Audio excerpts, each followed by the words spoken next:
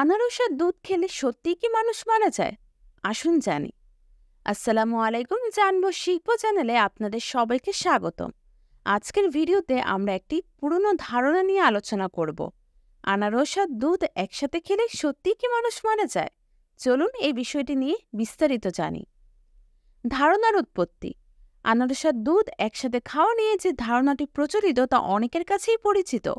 অনেকেই মনে করেন আনারসের সাথে দুধ মিশিয়ে খেলে বিষক্রিয়া হতে পারে এবং এটি মারাত্মক হতে পারে। কিন্তু আসলে এই ধারণাটি কতটা সত্য তা নিয়ে আমাদের কিছু বিজ্ঞানসম্মত বিশ্লেষণ করতে হবে। আনারস ও দুধের রাসায়নিক গঠন। আনারসে রয়েছে ব্রোমেলিন নামে একটি এনজাইম যা প্রোটিনকে ভাঙতে সাহায্য করে। অন্যদিকে দুধের মধ্যে রয়েছে ক্যাসিন প্রোটিন। যখন আনারস ও দুধ একসাথে খাওয়া হয় তখন ব্রোমেলিন দুধের প্রোটিনের সাথে বিক্রিয়া করে এবং দুধ জমাট বাঁধতে পারে। এটি খাওয়ার পর কিছু মানুষের পেটে অস্বস্তি হতে পারে, কিন্তু তা মারাত্মক নয়। বিষক্রিয়া বা মৃত্যু সম্ভব নয়। আনারস এবং দুধ খেলে বিষক্রিয়া বা মৃত্যু হয়, এটি সম্পূর্ণ ভিত্তিহীন এবং অবৈজ্ঞানিক ধারণা। এই দুটি খাবার একসাথে খাওয়া শুধুমাত্র কিছু মানুষের পেটে অস্বস্তি সৃষ্টি হতে পারে, কিন্তু এটি কোনোভাবেই প্রাণঘাতী নয়। খাদ্য মিথস্ক্রিয়া ও ব্যক্তিগত স্বাস্থ্য।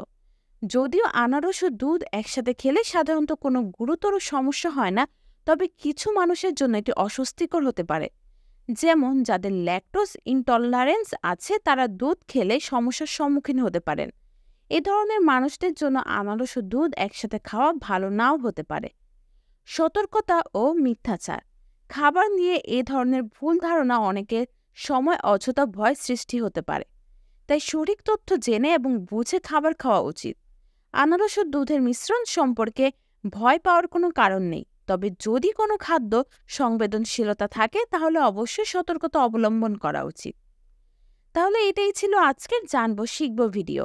আশা করছি আজকের আলোচনা থেকে আপনারা সঠিক তথ্য জেনেছেন এবং ভ্রান্ত ধারণা দূর হয়েছে। ভিডিওটি ভালো লাগলে লাইক দিন, শেয়ার করুন আর আমাদের চ্যানেল জানবো শিখবো সাবস্ক্রাইব করতে ভুলবেন না যেন। পরবর্তী ভিডিওতে আবার দেখা হবে। আল্লাহ হাফেজ।